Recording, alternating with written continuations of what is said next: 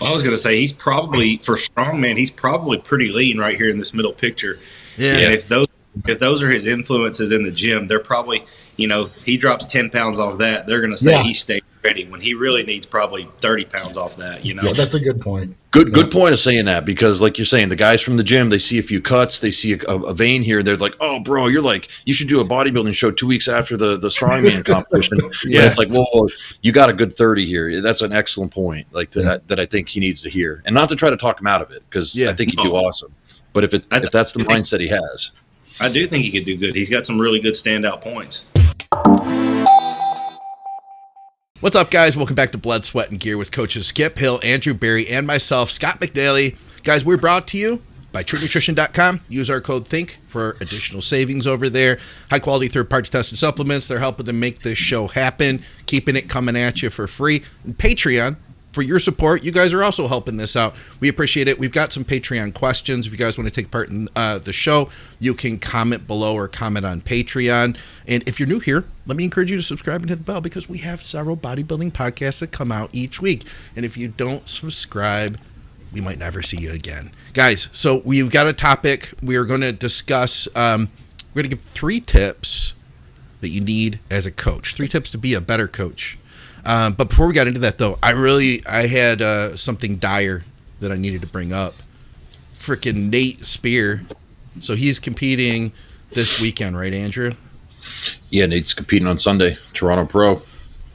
Skip, you and I are, I can't say that we're impartial, you know what I mean? Because we're friends with Nate. But would you agree with me that this is the best and biggest Nate you've seen thus far? Hold on, I gotta open this beer. There we go. Okay, I mean, he's all right.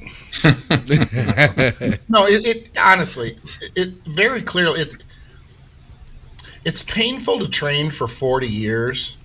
Yeah, I'm just being honest. You know, I mean, I love the guy, and I'm so happy for him. But I just look at this and I go, how can you get that much better in less than a year? It's insane. It's so dramatic and it's so obvious that on the one hand, I'm excited for him and for you guys. And on the other hand, I'm just like, I just got to find something else to spend all my time on. Yeah, it's crazy.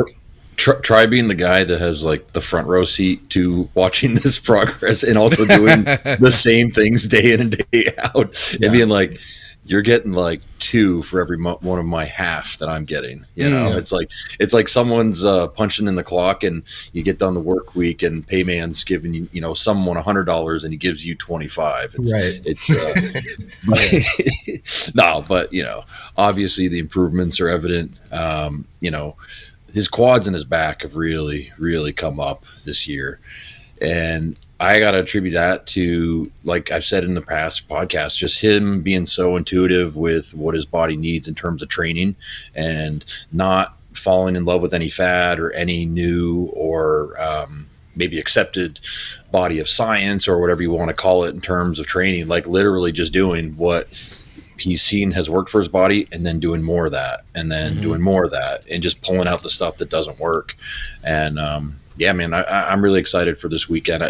We're very excited to go up against the top guys in the show: Akeem Williams, Jonathan Jewett, Hassan Mustafa, Quentin. There's a bunch of really good guys, a lot of different types of physiques in this show.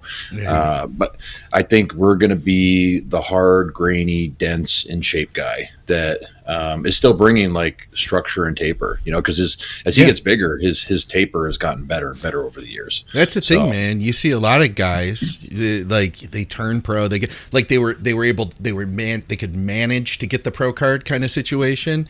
And then they keep putting on the size, and it all goes to their midsection, We're not seeing that with him. And I'm going to be honest, because I kind of held my thoughts. I felt like when we had him on, he wasn't as lean at that time as he had been at that time frame in the past. I didn't think he was, but maybe just wasn't showing as well. But okay, I didn't think he was. And my thought was like, but you know what? I'm going to hold off. He's a lot. I can see he's a lot bigger. And I know these guys have their plan. They don't need me to like come in here and, you know what I'm saying, say something, not that it would change anything. But I was like, I'm going to wait because I know that this is going to keep going. They have a lot of time. But I feel like, maybe I'm just used to seeing him like real sharp all the time. You know what I mean? And he wasn't quite there yet. But like now, he's ready, you know? He's been literally, like, because I do pick stitches of every day now, like from a week ago to now, like every single day, every shot. And I send them to him every morning, and I'm like, dude, you are ready 24/7, 365 now, like every day, no matter what we're doing with food, no matter, there's no, like, you know, if we do a higher day, there's no holding water, there's no retention or anything like that. Like, he's waking up dry every morning. I'll say this though, and I'll give myself a little bit of credit in the terms of, like, people were like saying like, oh, when do you think he's going to be ready? And I gave like the exact day, like when I knew it was a Thursday, like about a week and a half ago, right? Almost 2 weeks ago. I was like, he'll be stage worthy by then and just continue to get better by then. And literally that Thursday, I think we had a videographer there that day who had known what I had said. We had a few other, you know, friends in the gym who knew what I said. They're like, holy shit, you called it, dude. I'm like, no, I know his body, dude. Like, I knew exactly what we were doing. Right. I knew where we were going to be, and I knew what day he was going to be at least stage ready to where we could walk on stage and not be embarrassed with the look. But it's just gotten better and better every day since then. So that's wild. Yeah. That's wild. Well, I'm excited for him. I wanted to make sure we took just a minute here to mention him in this show. We'll make sure to get it out before Toronto. And Nick Ficolo. Yeah, Nick Ficolo said it's on Sunday, not Saturday. So I don't know if they have a live stream. I'm sure they probably do. So Kyle Becker says he wanted to take a minute to complain about the 125 Toronto Pro live stream. Man, that is crazy. Wow. That's wow. Yeah, that's up there. You know why? Because it's a pro show and a pro qualifier for the amateurs. So it's a pro-am show. Okay. I guarantee. But even then, like our North Americans, which has, I guess, has a Masters Pro attached to it, isn't nearly that much. So yeah, I mean, some of these promoters need to get in tune with their audience and the prices they're willing to pay. I feel like if that was $50, they'd have no problem selling at double the numbers that they're going to sell. But 125, some people start to say, I think I'll just watch Sulos's page, or I'll just watch, the NPC news pages and just see what happens. It irritates me almost enough that I'd like to do like a pirate stream, but almost, not quite. Yeah. I have to wonder, is it because it's in Canada that they have a low turnout at the venue? So they're trying to make up for that money with the live stream? Well, I don't know, man, because you go to a lot of pro shows, it's not like they're sold out all the time. Like the New York Pro is going to sell out pretty well, or it's going to be pretty packed. The Tampa Pro is going to be pretty packed. But you go to a lot of the pro shows, and of course there are a lot more of them now. And I'm thinking more of the Bikini Classic, some of the divisions where there's shows every week. You can get into the show and look around, and you're like, there's only 25 people here to watch the pro division, because they've set the ticket prices so high that it's excluding people from wanting to go. Now, open bodybuilding, I feel like you don't have that hard of a time filling the seats, because there's half the number of shows compared to the other divisions. So, it's one of your only opportunities. And you can't count on the stream. That is true. Good, Well, I will say this, though. You got to give credit to Gilko, who's starting to do live video streams. I don't know if you guys know who Gilko is. He does those excellent videos of the athletes on stage with crazy detail. He's been starting to do live streams for a lot of the shows, at least in Florida and some of the other areas in the United States. And he did, what show did we watch recently? Well, regardless, he does an excellent production. So him and his brother, big shout out to Gilko Productions. Okay, right on. Well, Skip, let's jump into our topic. 3 tips to be a better coach. I thought I wanted you to lead this one, because being... Why? What's that? It was great timing on my part, because I just pulled my glasses off because they were so dirty. I'm like, I'm sorry. Skip's got to put his glasses on. He's got age now, but he's got wisdom. Skip's been coaching. Bring the microphone back down. I mean, seriously, we don't say it every episode, but you were literally one of the first online coaches, and it's a field there's so many people in bodybuilding now, and that creates a big demand for coaching. So there's so many coaches now, but you were thinking outside of the box, literally over 20 years ago now. And I think to be able to have any business withstand 3 years and not go under is a huge thing. I feel like you're pretty established at this point. You've got something that's working for you, you know? So I thought you'd be great to lead this topic. I was told by the powers that be back then, enjoy it while it lasts, because it's not like you're going to be doing this when you're 50. And it's funny because that guy's not usually wrong. But this time he was. You'll never let him live it down either, will you? No. Let me ask you, who told you that, by the way? Do you want me to say it? I don't think he would. I don't think he would care. It's certainly not. I'm not saying it with any type of disrespect, but that's why when he told me, I do remember taking it to heart and going, yeah, you know, maybe he's right. But it was Dante. And it kind of struck a chord because I thought, yeah, he's probably right. I mean, I'll kind of ride this, you know, and see how it goes. But I think it was hard to predict. I understand why he said that, and I understand why I had my questions about it, because when I would run into issues or problems, I had nobody to talk to. I couldn't ask anybody, hey, what do I expect for this? How long can I expect to be relevant? You know, you know, and the message boards have not necessarily come and gone, but obviously times have changed, you know, with social media, and it's just all changing so rapidly that, you know, it's a different game than it was even just 10, 15 years ago, let alone 2004, 2001 when I started. So, but yeah, I think this is a good topic. We talked about this before. Now, how do you want to go with this? We're going with the good coach, right? The three main things that we want to focus on if you want to be a good coach, right? Yeah, I'd like to hear 3 tips, because we there are a lot of, you know, like I said, a lot of coaches out there, and honestly, man, I don't care what level you're at. I'm interested myself. Like, this is something that, like, you give me good information about coaching, I'm going to be humble enough. I want to hear that, man. You've been doing this longer than me. I want to hear what you have to say, honestly. And I know that we also have some other thoughts about the topic, and we get into that too. Yeah, there's plenty. And to be honest with you, narrowing it down to 3 was kind of difficult. A couple of them I think are pretty obvious. The number one thing we all agree on is, and this is, things have changed now. Let me be clear on that, with the expectations of what you should provide as a coach versus what was provided 20 years ago. So, but the number one thing that hasn't changed is, why does the client come to you? They come to you for results. Number one, for results. But here's the thing. As much as I complain about the giant sea of turds, as far as the industry goes with, with trainers, because there's so many trainers. And the reason I call it a giant sea of turds is because someone coming in looking for a coach who doesn't understand the industry and doesn't understand who knows what they're doing and who just won, who took 7th in a true novice and is now calling them a coach. It appears it's almost like you're just jumping into this giant sea of turds. They don't know who knows what. So the results are the number one thing that anyone is looking for. That has never changed. What I think has changed is how trainers deal with their clients, and what the clients expect now from trainers, because there's so many more good trainers. So I'm going to be fair and say, even though there are so many trainers, there are a lot of trainers who can get results. Trainers you may not even know of, have never heard of, might not be known or even well respected. There are plenty of coaches who can get results, but it goes deeper than that. And I think that takes me to number two. And this comes down to, well, it's part of being a good coach, because client retention is huge.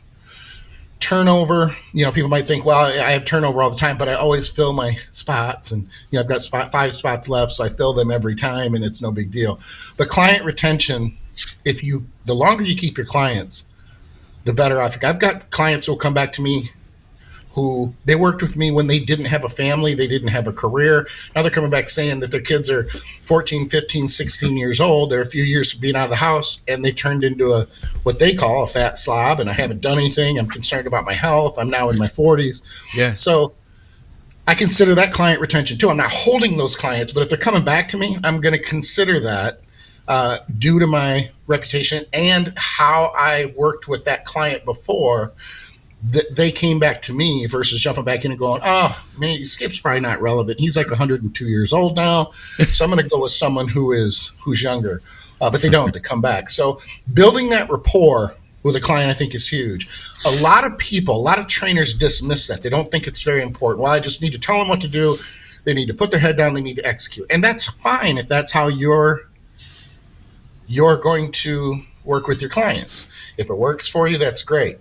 I have found over the years, because that's how I started, I admit that I had a bit of arrogance, and it was, this is what you do. You ask too many questions. I mean, I'm paraphrasing, but just follow the plan. And there are plenty of times, even these days, that I say that in my head and then have to put a different message behind it. You need that rapport with the client because you're going to get the results. You're good at what you do if you're good at what you do. So you're going to hold them from a results standpoint. These days, people want to jump around, especially competitors. So if you have that rapport and you have that personal, I call it an intimate relationship, and a lot of people look at intimacy as obviously sex, and that's not what I'm saying. But an intimate relationship is just, you got to be careful with boundaries, but you know about them. They know about you. Some people work with me because I have parallels with them because they're older. They have a family. They understand that I know that it's difficult to juggle a career, a family, and other priorities to still get training done, things like that. All of that factors into having rapport and building a relationship with a client. People are less likely to leave you and go looking for another coach if you have that personal connection and you're getting results, which takes me to number 3. And that's just, when you have that rapport, you also have to be careful that your feedback is not change. You don't change the fact that you're honest and you're blunt. You need to be to the point. You need to be concise. If you're not progressing, if your client is not progressing, but you have a personal relationship with them, you better put that aside and just tell them you're not executing. You have to be able to separate the two, especially when it comes to a prep, that's a completely different ballgame. Yeah. But I work with a lot of clients too who aren't competitive bodybuilders or physique athletes, and they still need to be reminded. I've got clients that, I'm sure you guys do too, that will pay you every year, and you have to remind them, why are you, and it's a difficult conversation because I may work with someone in particular for 9 or 10 years and have to ask the same question every year. Why are you sending me another payment when I can go back through our comments and they're almost identical, almost the exact same messages 30, 40, 50 times over. I was off track. I travel. I just can't eat. New York pizza was just yelling at me. I couldn't pass up the New York pizza. And you've been sitting at 260, 265 pounds for the last 4 years with the same messages. I'm doing nothing for you. So you have to have those difficult conversations with them, even though you have that rapport and you may arguably have a friendship. Sometimes you will have. Nate and Andrew are a good example of this. We say we need to keep boundaries, but there are those clients who you will have so many parallels with that they do cross over and they do become friends. And that's when you'll find out how good of a trainer you are, if you're able to separate those two when they're needed because of what has to be done. Because first and foremost, the results have to be there. The friendship is going to go if you are not doing your job and getting the results that are needed. So you got to be able to separate those two. And I think that comes with experience. When you work with a lot of people for a long time, when you can kind of pull someone in a little, let someone in a little bit closer, and when you need people to keep people at arm's length. So those are my 3. I do have a 4th that if I can add real quick, it's something to not do. And there are some good trainers who do this. Don't focus the vast majority of your posts on talking about other trainers and what they do wrong. Because you could be a really well-respected trainer and you could be really good at what you do. In fact, I might have a lot of respect for you because you're very good at what you do. Don't focus on those things that other people do, even though it's hard. It's never going to be a good look. It's going to be potentially more off-putting to potential clients than it is to be something that people go, oh, he's right. I'm going to check on him and I'm going to hire him. It's just not a good look. I can't disagree with any of those. I did write a few things down, but to touch off one of your last points about the friendship thing with clients and taking it another way, because I found this when you coach friends, everything is business.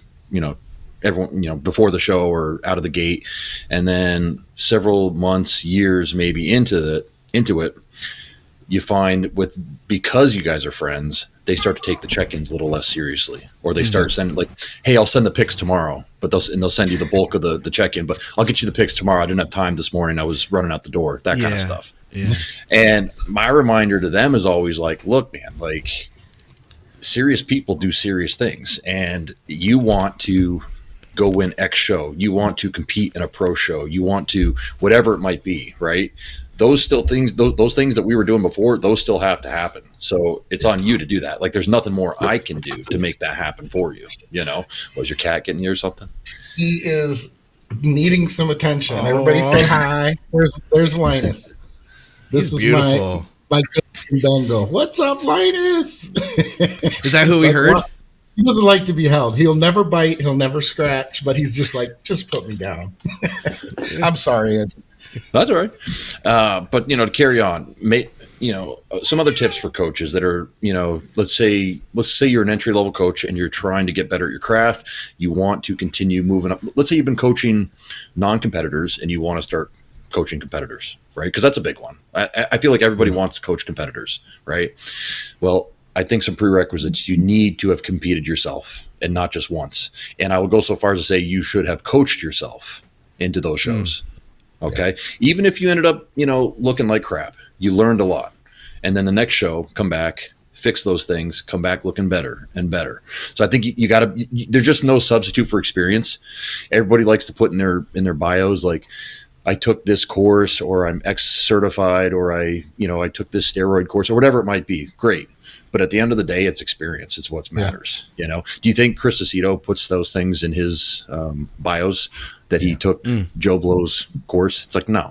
He relied on experience from being around bodybuilders back in the 80s and 90s, doing it himself, and then continuing to hone his craft, which is why he's arguably one of the top coaches out there today. Exactly. So along with that, competing, make associations with other coaches or people you respect in the industry. That's a good one, too. Yeah, I think you really got to be able to run ideas with other coaches. Hey, have you ever run something like this before? Or, what are you seeing with this brand of product lately? I think my girl's on fake Anavar. Have you heard anything about just being able to bounce those ideas off people? And, hey, you know what? Yeah, dude, my girl put on 10 pounds in 2 weeks. I don't think it's Anavar either. Let's scrap that brand. Little things like that, because that's an exact conversation I've had with a close friend who's also a coach. Another one is set your format, meaning, because I find a lot of coaches get inundated with 6 different types of communication: email, text message, DMs, WhatsApps, letters in the mail, everything in between. I'm very clear. Everything runs through my email, with the exception of that last week, we'll do texting. Okay. Yeah. Usually, oftentimes I won't even answer texts or DMs, or I might just put I'll type email. This is an email thing, because the way I look at it, if I funnel everything to my email, I won't forget it. I won't miss it. Too. That's where I do my work. Right. And other people have a different way they like to do things. Skip likes to use his forums, which I think that's a great idea. You can look back 2 years and you can see what response you gave them when they were at 2 weeks out. That's that time, I think that's a great format. Whatever your system is, though, stick to it and don't deviate, and make sure your clients understand that, because for me, I get stressed out when I started getting communication with texts and DMs after 8 o'clock. My brain is done. I'm finishing up my check-ins. I don't want to be touching on other issues at that point. And lastly, and I say this all too often, don't quit your day job when you're starting out. Oh yeah. And I say that in all seriousness, because it's a big jump off a cliff if you don't have the clients. And just because you're advertising yourself as a coach doesn't mean the clients are running to get there, because what do you not have yet? Experience working in the field. Especially so you need in to develop today's climate, Today's climate. So if you have a good job that's paying you a good salary and you have benefits, stick with that and just work harder and put more time in and work your clients on the side. All of us have been able to do that when we're holding various other jobs and careers and whatnot. It just means you got to be very proficient with your time and be very motivated. And if you're a bodybuilder and you thrive on that bodybuilding lifestyle, you're already a highly structured, highly regimented person. So if you struggle with that structure, this might not be for you. That actually is great advice, and I give that same advice to the people that I mentor. One guy in particular right now is really struggling because he's right on that cusp of he's able to transition. He's just right there. It's possible he could transition. My advice is simple. You just keep doing what you're doing until you can't maintain it, and you can't maintain the balance between the two, and it looks like your training is going to overtake your salary or the income that you're making at the other job. The other thing that I think is important that needs to be noted is this, and I was very, very fortunate to have this, and it's one of the reasons that I could take the leap to begin with. My wife had a professional job that provided medical insurance for the family. Because remember, I've got 4 kids. The kids were very, very young when I took this step, sat my wife down at Applebee's, of all places, presented what was at that time an Excel spreadsheet, but it was just a piece of notebook paper. We're very, very anxious, and I slid it over to her like I was literally in a conference room trying to sell myself to a business. And I said, this is what I need to make to be able to quit my job. I could stay at home. We wouldn't need daycare, all this stuff, and took her a minute, and I'm just sweating. And she looked up, she goes, well, you're already making this. And that's when I smiled and said, I know. But not only was I making it, and this is important too, once you're making that money, keep making that money to make sure that you're not doing this ebb and flow during different points of the year. Because I did find very early on, I had a lot of money coming in at the end of the year for January, and I had a lot of money coming in later in the summer going into the fall. But there was a drop-off that was predictable for those first few years, and that's what kept me with my normal job until I was comfortable enough. The other part is be ready to be stressed out of your mind once you make the decision to quit your job, because I guarantee you this is what will happen. You'll go 3 or 4 months and it'll seem like it's dead, and you'll think to yourself every day when you lie down at night and you're having that conversation with the ceiling fan, you'll be like, I think I got to go back and get a regular job again. And you don't want to have that added stress. So ride it as long as you can ride it until the wheels fall off and your wife complains, your girlfriend complains that you are not making enough time and you're doing nothing but working all day, going to the gym and working with clients. It's the best way to do it. I made the decision in 2015. It was like I think I told you guys, I do New Year's resolutions. I try to set up like goals, things I'm going to reach. And one of them was I'm going to buy a new car in 2015 and I'm going to quit my day job.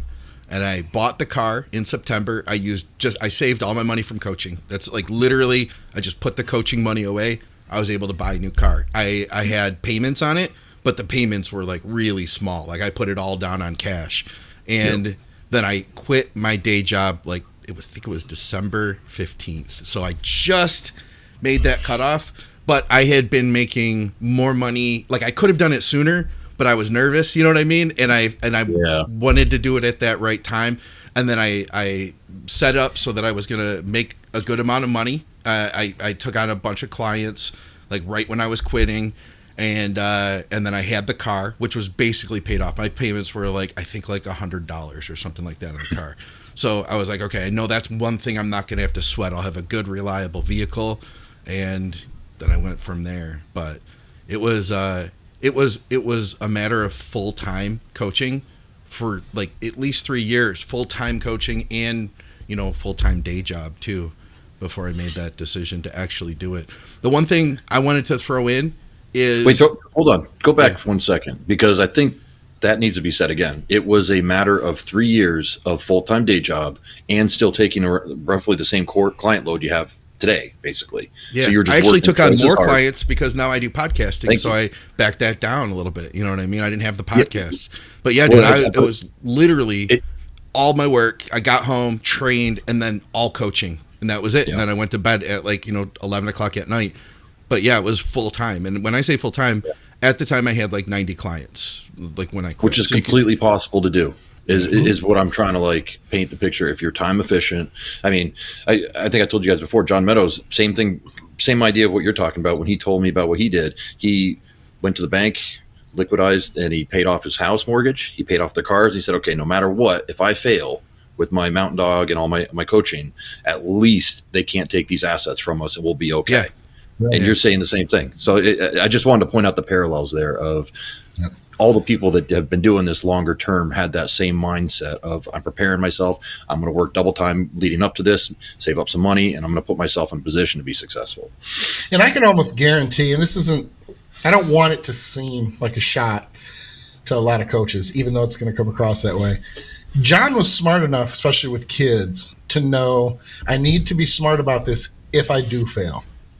It's all great going into a situation like this going, I'm going to make this work no matter what. I'm going to, and that's great because I work very, very well when my back is against the wall. And I knew that if I didn't commit, that I might continue to just ride what I was doing in this little job over here that wasn't ever going to do anything for me anyway. And I was glad that I took that leap. I respect people who take the leap.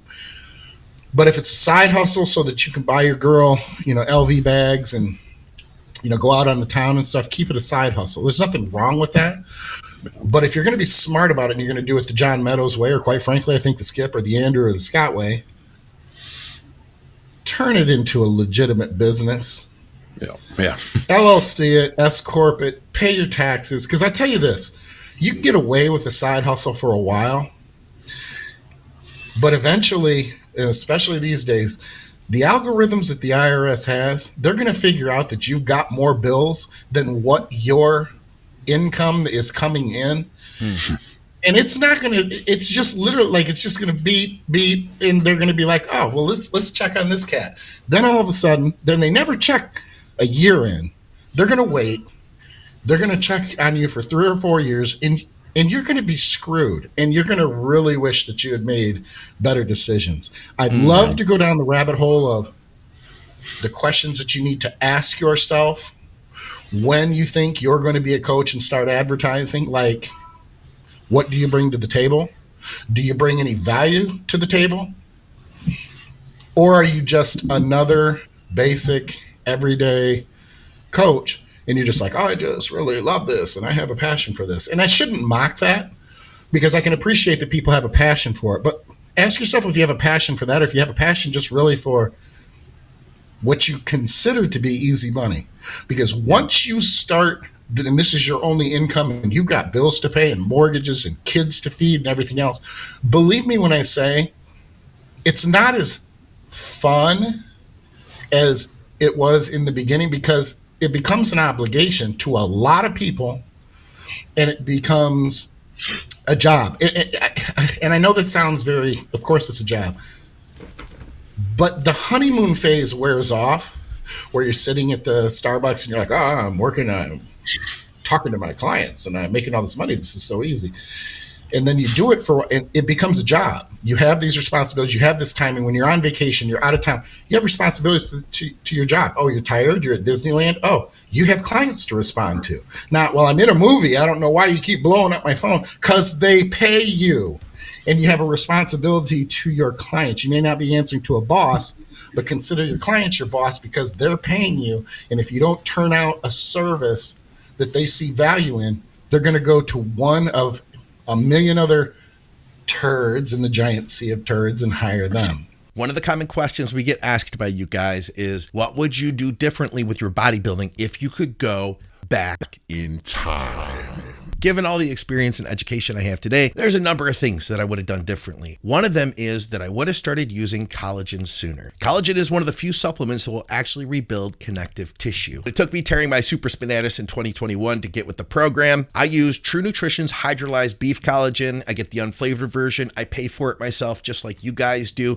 I use 20 grams a day, mix it into my coffee. It's totally unflavored. You don't even taste it. Plus, I use 10 grams of their micronized creatine. Creatine has been shown to improve brain health, especially for the aging brain. I need that. And of course, we've always known about the muscle building effects. So this is my morning routine every day, and I'm encouraging you guys to do the same. Use our code THINK for savings. Plus, it's the only way for them to know that this advertising is being heard. Otherwise, they just think you're some random dude that clicked on an ad. Ain't nothing to it but to do it.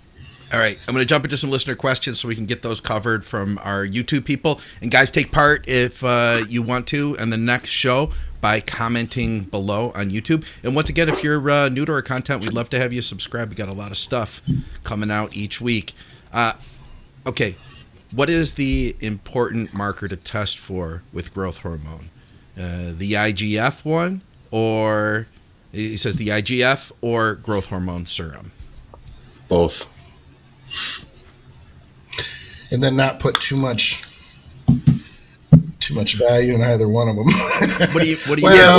Well, here's why. Because if you test your IGF and you're in a dieting phase, or you're using a lot of Tren too, your IGF's going to be lower than what it would be if you were in the off season, right? And actually, remember the guy that I told you about? His IGF on a particular underground brand was 819 in the off season. Right. And now here we are 6 months later, we have him down about 22 or 23 pounds. He's close to shredded, same dosage of the growth hormone. Oh, and let me backtrack 1 second and say that we pulled him off the growth hormone for a while to see what would happen with IGF to make sure that he was healthy and that it wasn't like tumor related. And it went back down to normal. So yeah. But anyway, so back on the GH, he's dieting really hard, pushing really hard for conditioning, and his IGF is like 385 or something like that on the same dose. Same stuff. So, yes. And we know it's legit. It's tested, Janoschik tested, et cetera. So the effect of dieting does play a big role. But I would be skeptical if someone was running like a healthy dose of GH and their IGF-1 was like low normal. So like if it was in like the 220s to like 240s or something like that, I would wonder about the efficacy of that drug. Now, if they also did a GH serum test at the same time and it came back okay, then you could say then the effect of dieting has really played its effect, taken its toll on you. Turner's joining us early. You elaborated better than I could have. I guess the only point that I wanted to make was I don't put as much significance and as much attention into the IGF level that I used to.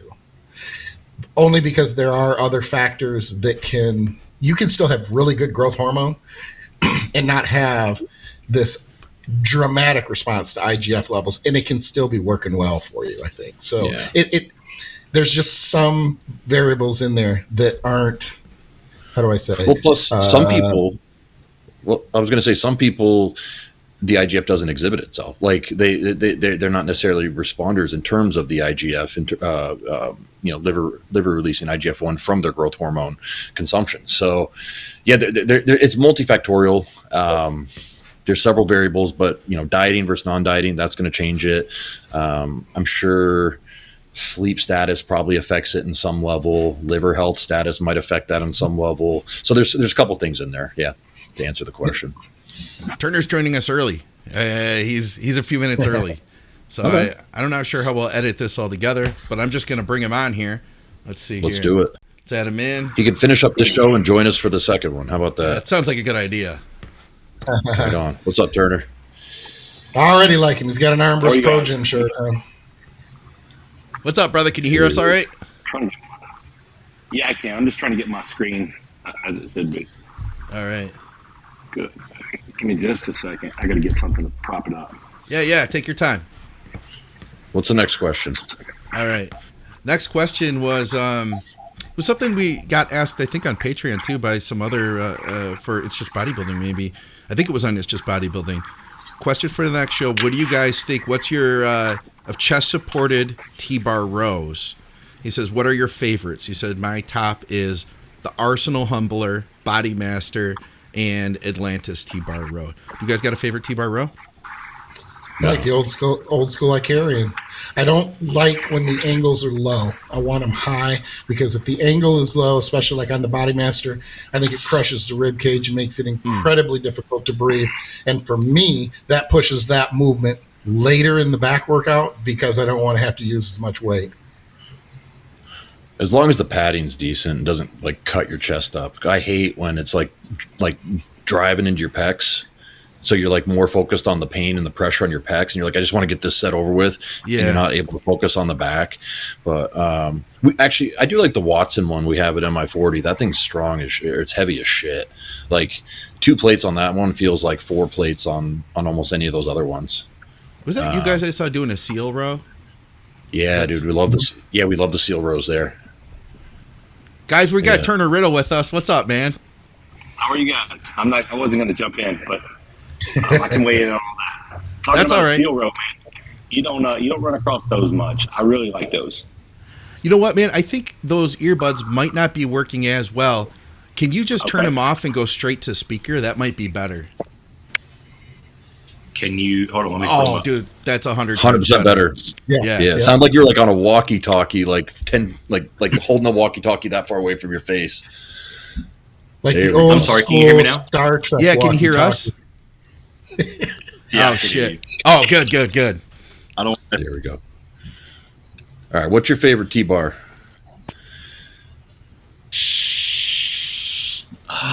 T-bar. I'm trying to think, man. I've used so many. I mean, I'm with you guys. You know, I can use any of them. I think that I really like a seal row just because you can't really imitate that doing anything else. Body Master has a individual. It would be like a mid row, but I would just have to show you a picture of it. I'll send you guys a picture of it. I don't know the name. I don't know the generation. It's one of the first generations. Redcon here in Nashville had it for a while, and now they're closed down. But I'll have to show it to you. You guys, I'm sure you've used one, but it's. I just love the range of motion it has, and it. Have you guys ever used the Rogers stuff? Yeah. You know the new Rogers one? Like, I'm sure you guys have seen the Hunter Labrada, the one he uses. Is it a single arm? Got the handle that comes up, and then it's got the handle that kind of goes off to the side. Yeah. Okay. I feel like that one, you lose all of the tension once you get it. Once you get it up to where you want to work, it just kind of falls in your lap. You're right about that. We had one of those at a gym down the street, and you're right, because the first like 4 inches you're like, holy shit, and then once you get it to here, it almost falls on you, right? You almost have to like stop it. So I put a band on it. Smart. Nice. Is this the machine you're talking about here? That is it. Have you guys ever used? Oh, okay. Yeah. Yeah, they have one. I've used a different They have one in version. Armbrust Pro. Dude, that is the best back piece I think I've ever used. 100%. I love the brand. I've got their hack squat in my basement gym here. Heaviest hack squat ever, but the angle and everything is so smooth. It's perfect. Now, how are you banding that when it's isolateral? Do you just have your 2 training partners stand like 5 feet away and put it around their waist? I mean, I don't know how you're. Hold on, we're talking about 2 different pieces here. Okay. That piece is my favorite back piece. The one that I'm talking about is a Rogers. Gotcha. Show him that. Okay. Let me see if I can find that one. It's a Rogers row. I'm looking too. Yeah, Rogers T-bar. You could probably just find it on Hunter's Instagram. Let's see. I got lucky that first time. It was like one of the first things that came up. It comes up first, yeah. Try to find a hammer strength, and it'll take you like 5 pages going through the search engine. Yeah. You asked me about a T-bar. I'm sorry, I kind of went off on the. Yeah, I got confused then. I was very excited because I actually found the picture of the machine you're talking about. I just was thinking of Body Masters after that. But anyway, yeah, did you find it, Andrew? I just sent it to you. Yeah. It's not a T-bar though, is it? Is this the one? No. No. That's the one. All right. Oh, that is the one. Okay. Yeah. So it's super hard, like from like the first pull to like maybe 6 inches back. And then you get it past I guess what you call the fulcrum, or I'm trying to get my physics straight. And then it almost is like it gets lighter, like a good deal lighter. Yeah. Where do you band it at then? Just under, do you see where you have the notches? Where you can adjust it? You see the middle handle Yes. down there?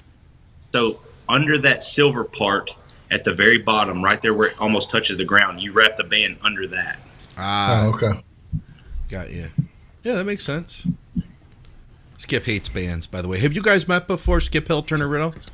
Never met. No, I am aware of who Turner is. It's funny. I wondered if you were in Denver, but then you made reference to Tennessee and Nashville. So the only reason I wonder was because you had the shirt on. So I'm like, if he's been training at Armbrust, I should know who he is. But I haven't been in Colorado for 6 years. So there's a lot of people there now who weren't there when I was there. I think they were avoiding me, but whatever. I mean, it's not the first time. I just took a trip out there and got a shirt and got a hat. Gotcha. Thanks. But no, never met. It's nice to meet you. Speaking of bands, I only use bands when it makes it harder. I don't do anything banded to make it easier. And to each their own. Scott left that part out. I'm just not a fan. I'm just not a fan because that is chains and bands to me are just I'm lazy. They're too laborious, and I'm like, I'm not complicating this shit. Yeah. It does do that. What was your favorite piece of machinery out there at Armbrust? And did you train legs on Sunday, the basically National Leg Day at Armbrust Pro Gym? Yeah. One of my, I'm trying to think. They had a hammer. I don't remember if it was hammer or not, but they had a face down rear delt. Yeah. You know the piece I'm talking about, Skip? Yeah. It's been there for like 20 years. Yeah. And I think probably their pullover, I used that. I don't think we trained legs just because of the way our time fell while we were there. I know we trained back, and I think we trained arms or shoulders, something like that. But they've got, I mean, it's a world class gym, and then it wasn't cold, so I didn't get to experience the cold while I was there. But they had the doors up. It was really cool. Yeah, he's got outside equipment now and everything else. Because I trained there for a long time, and Dylan's a great guy, super nice guy. I've known him for years. One of the best gyms that I trained at. But I'm going to be honest, it's more for me, and I'm telling you how I feel, wondering if you feel the same way or not. It's more about the atmosphere there than it is that you leave there going, man, that was a really, really well-equipped gym. To me, it's well-equipped, but it's not over the top. It's not like, oh my gosh, they have all these pieces that I can't find anywhere else. It's more of an atmosphere issue than anything else. You agree 100%. Or no? Yeah. Okay. 100%.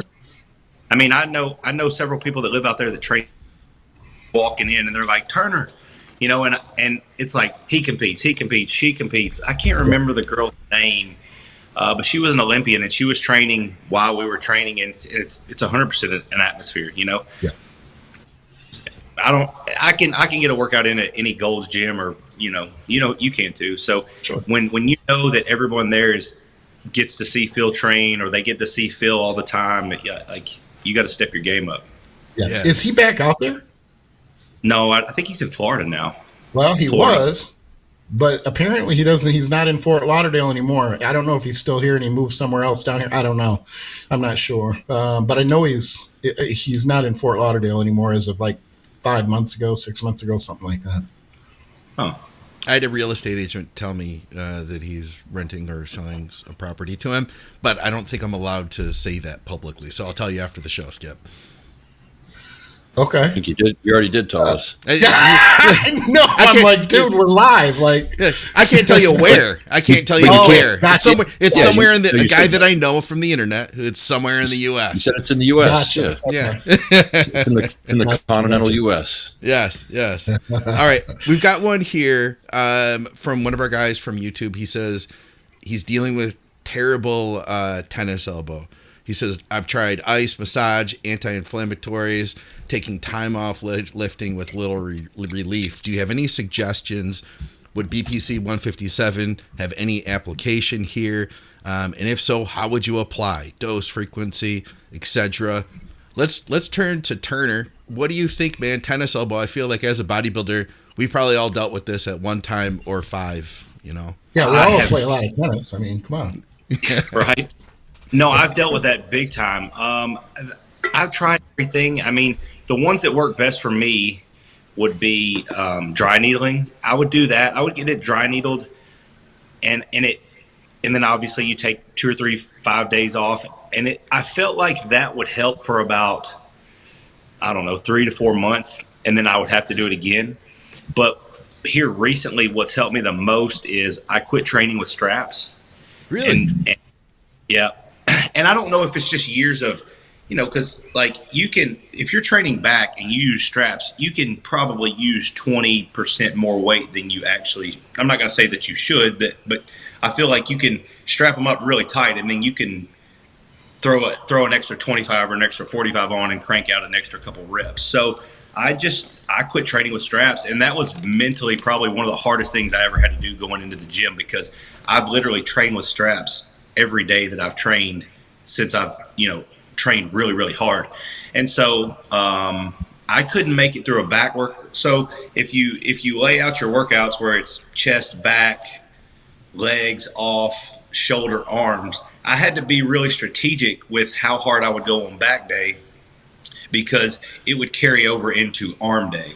And so some days I would get a good back workout, and then I couldn't make it really through arms. And then some days I wouldn't go as hard on back, so I could go really hard on arms. But any of those hammer curls, or what really messes me up, like you brought up earlier, was T-bar row. If I'm using this grip right here, it just absolutely kills that. And it doesn't anymore, but I think it had a lot to do with the straps. Just me, it just squeezing so hard on that, just on my wrist. I don't have any. I would argue that it weakened by all of us using straps. It's weakening certain muscles in our grip, causing a deficiency in strength. Right. Agreed. But I will say this: if you can train without straps, my man, you have not taken enough growth hormone in your life. That you still have. There's a time where I took that much growth hormone. I haven't in the last couple of years, but yeah, man, I don't know. Like it was training with straps was like chewing gum in the gym. Like I have to have gum to work out. I had to have my straps to work out. So that was that was a tough thing for me, but really it's helped me a ton. I don't know. I'm sure BPC, you guys probably got a good cocktail for BPC to pass on, but I tried that and I didn't feel like I got what I wanted out of it. Yeah, look at that. Skip, someone's finally going to agree with Skip. I say all the time, I'm like, that doesn't do for me. It never has done anything for me. And I do understand that it works for some people. I totally get that. Just because it doesn't work for me doesn't mean it doesn't work for other people. But how are you dosing it? I probably a bottle at a time. I mean, it got to the point where I'm like, I'm just not taking enough. Maybe that's why. And, like any other bodybuilder, I'm like, I'm just going to take more and we're going to see how it works. It just never worked. And I understand that, like as an example, first time I used it when I had the articular cartilage problem in my knee. It wasn't likely going to help with articular cartilage. So, okay, I'll give that one a pass. But then come back to it for itis. I call them old man itis issues, which is essentially overuse. So my question to the guy who was doing has this issue is, he said he took time off. How much time did you take off to let that inflammation die or to die down? Because a lot of us do the same thing when we have inflammation. We just, it'll go away. Oh, it's not getting too bad. Once I warm up, it feels okay. But just because you get blood in there and it feels better doesn't mean it's going away. It just means that it's warm and it's going to get worse. So inflammation is kind of it builds over time. And It's just it's an overuse issue. So you get to the point finally where you just can't train optimally. And then a week doesn't do much, or 2 weeks doesn't do much, or it starts to feel better and you're like, okay, I can go back. And then you go back and you're in the same situation another week or two later. So it's a build up over time to the point where it becomes chronic. And then you've dug a hole that it's going to be hard to get out of without a significant amount of rest. So I try to pull people, especially if it's brachialis related, to pull people away from those. Your bicep movements can be totally under grip. Stay away from hammer grip curls, even easy bar curls, things that can put a little bit more stress on the brachialis. He said tennis. Was it tennis or was it golf? It was tennis. Okay. So, but a lot of times you can still continue to train. You have to play around with grips. You have to play around with exercises. Basically, try to use exercises that aren't going to irritate it as much, because that limits then, of course, the inflammation or the re-inflammation. And if you just can't get around it, you're going to have to, you've created the mess. You got to undo the mess. And to undo the mess, a lot of times it really is resting. Other modalities can help. But a lot of times, if it's that bad, you're just kind of prolonging what you're really going to have to do. And what you're really going to have to do is let it rest and let that inflammation die down. Or you can do what all of us do and take a ton of NSAIDs and mask it, basically, and again, drag it out. So it's a tough one, but it's a hole that we dig for ourselves from overuse. Yep. When I was younger, I just didn't do anything about it. And it would just go away one day magically. So I was, and that's for a long time, sometimes it does. It just so kind of was like where people hang on to it and they're like, maybe it'll go away. But I will say, Scott, I just sent you a picture of a tool that I have people grab. It's like $8, and it's these little finger extenders. If it is the outer part of the elbow, I'm telling you what, man, these will help cure it within 4 or 5 days, and you just do 5 sets of 15 or 20 throughout the day while you're sitting at your desk, and it will absolutely help take that pain away. Which is why, when Turner was mentioning going strapless and how his improved, I think it just comes down to activating those muscles that you're not activating because you're getting that help from the strap. If it's the inner part of the elbow, that one's a little harder. I would definitely do some eccentrics, where you're balling up and then you're pulling down like that. I think that helps a little bit. But that little finger extender tool you get on Amazon, it's $9 or $10. I keep them in my car. I keep them at my desk here. I gave some to Nate when he had some issues on his elbow earlier this year. His went away within 6 days. So they're definitely effective. It's worth trying. And that's a very good point. I'm not saying, I don't want anybody to misinterpret what I'm saying.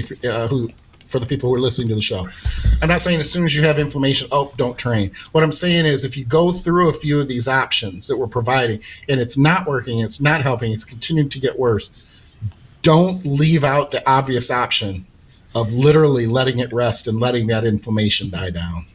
All right. I got one more. One thing I was going to add to that is, for years, like I said, with straps, I would just go in and start doing some light warm-up stuff on the lat pull down. And nowadays, since I went strapless, I actually go in and consciously warm up with forearm, doing forearms this way, doing them this way, doing them this way. And so that's one thing that I never, ever did.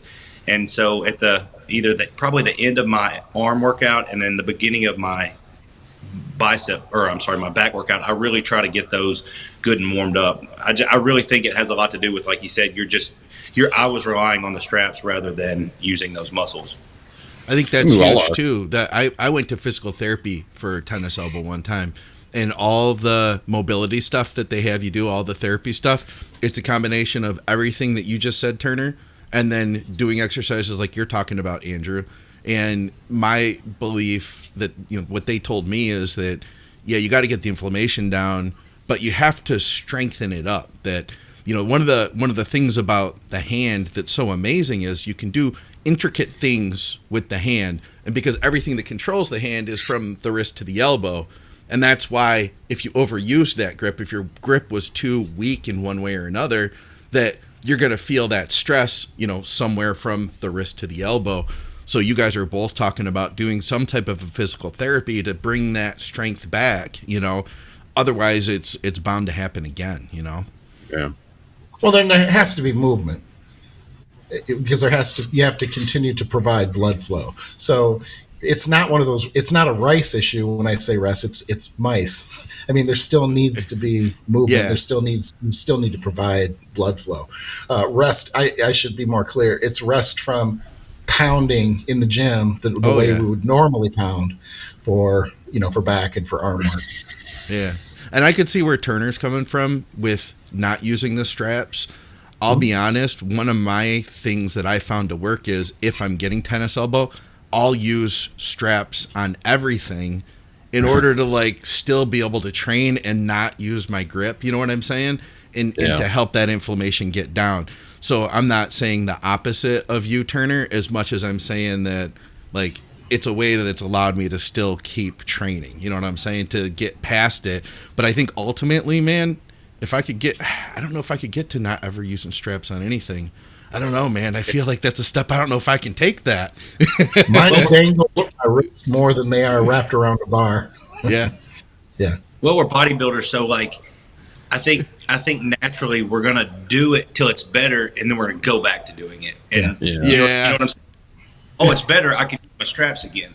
And so I found myself like on the heavy sets, my top all out set, I'd be like, okay, I'm going to put my straps on. And I haven't, the tennis elbow hasn't come back yet, but I still, other than probably 3, maybe 4 sets of workout, I won't even pull them out of my bag just because I don't want that. It was so painful.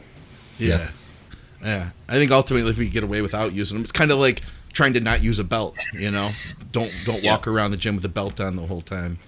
All right. Got one more for you guys. We had a guy who was asking what he thinks he should do. I'm going to read it to you, and I've got some pictures too. He says, I've got a question. He said, a few guys that are bodybuilders at the gym have kept suggesting that I should get on stage. Was wondering if you could critique my physique and give your opinions on how I might go about working towards getting stage ready. He says, either during my strongman prep, or would you suggest that I waited until after my strongman contest to start a bodybuilding prep? And this is what he looks like. Let's see. Oh, that's the question. Here's the shots. It's a side shot. Here we go. He's a big dude. He's got a lot of muscle on him. Mm-hmm. This is you guys aren't jumping in. Little leaner here in that shot. Well, you should never, ever stack a bodybuilding prep with any other type of prep for anything Thank you. I mean, especially a strongman event, which is like, bro, your joints need to be as strong as they can be. And when you're going to get bodybuilding lean and dry, the opportunity to tear something and ruin your career in one aspect or the other, depending on which direction you want to go with this, is completely, likely. But yeah, no, I think you should definitely compete if it interests him. It's he obviously needs a little bit more quad sweep, but you could tell he's a strong man. He's got the traps, he's got the delts, the shoulders. It looks like he could pose his lats better, but he definitely has a back. Yeah. It's surprising that the lat development is decent for being a strongman competitor. It's not excellent lat development, but it's pretty good given being a strongman. That's why I'm kind of impressed by it. Look at his calves. Yeah, they're nutty. They might be bigger than yours, Scott. Yeah, he's taller than me. I'm sure they are. Wow. Yeah, no, but here's the thing is like, don't do a bodybuilding show because people at your gym said you should do a bodybuilding show, because you won't be all in. You won't. Bodybuilding, and all of us on this podcast, we're all old school, and we got into bodybuilding when there was no Instagram, there was no one telling you, hey, you should go do a bodybuilding show. You were the weird kid that found bodybuilding magazines and bodybuilding DVDs and hid those from your friends and everyone else and watched them and then put the pictures up on your wall, and your parents thought you were a little different for a while until you're like, you know what? I'm a bodybuilder. I'm going to diet hard, shave down, and get on stage in these little Speedos, and I'm going to pose because this looks really cool and appealing to me. And then you learn more about it as you go. So my point is that if it's an interest to you, sir, absolutely do it. But don't do it just because your friends or people at gyms tell you you're going to crush it, because it's not going to mean as much to you unless, in the same way that I think probably Strongman means something to you. You like to lift heavy stuff and you like to do some of these hard things that most other human beings can't do. It's got to be something that appeals to you. And the dieting aspect is going to be something that most human beings can't do successfully. So just be ready for that. I just want to throw in that that's not what got me started. I knew that in the future, I just wanted to get compliments on my glutes from other dudes. Yeah. and it worked. I mean, it worked because I've never gotten a compliment on my glutes from a woman, from a chick. So, right. I mean, that's why I've done it for 40 years. But you didn't talk about the passion part of it. If he's passionate about lifting heavy things and setting them down, especially like stones that are, bigger and way more than he does, then you want to stay with your passion.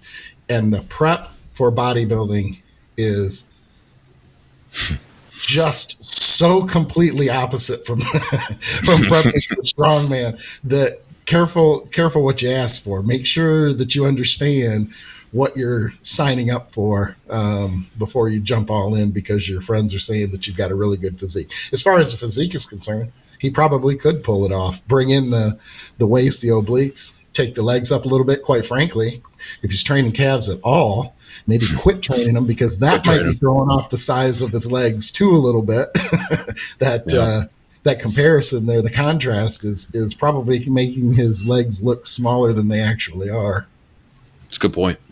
Well, I was going to say he's probably, for strongman, he's probably pretty lean right here in this middle picture. Yeah. And if those are his influences in the gym, they're probably, he drops 10 pounds off that, they're going to say he stayed ready when he really needs probably 30 pounds off that, Yeah, that's a good point. Good point of saying that, because like you're saying, the guys from the gym, they see a few cuts, they see a vein here, they're like, oh, bro, you should do a bodybuilding show 2 weeks after the strongman competition. Yeah. And it's like, well, you got a good 30 here. That's an excellent point, like that I think he needs to hear. And not to try to talk him out of it, because I think he'd do awesome. But if that's the mindset he has. I do think he could do good. He's got some really good standout points. He does. Check those traps out, too. We haven't mentioned them yet. Yeah, they're crazy. Like mountains, literally. Oh, you did? Yeah, he did. Yeah. Oh, okay. First thing I saw. I was busy looking at the calves when you were saying that. All right. Well, let's wrap this thing up. My brother's a strongman competitor. Is he really? Yeah, dude. He's actually pretty nasty. I'll send you guys some videos sometimes. And his kid is 14, and he deadlifts like 475 or something like that. Really? And we have a deal that if he can hold down a job for like a year, and I mean, like, he's in high school, if he can make some kind of money and just not be a belligerent, and he graduates high school and he deadlifts 500 by the time he graduates, I'm going to give him like either 500 or $1,000, something like that. So, yeah. But the kid's strong as shit. Like, and he's got way better genetics than anyone else in my family. So, like, my brother sent me a picture of him yesterday posing because he's into like the classic guys. He sends me a picture of him posing, and I'm like, dude, he's got way better genetics than you or me. I'm like, do you want me to turn him into a freak? All right, let's wrap this thing up, guys. Thanks for tuning in. And Turner, thanks for joining us at the tail end. When you guys tune into the next episode, we've got a whole episode featuring Turner Riddle.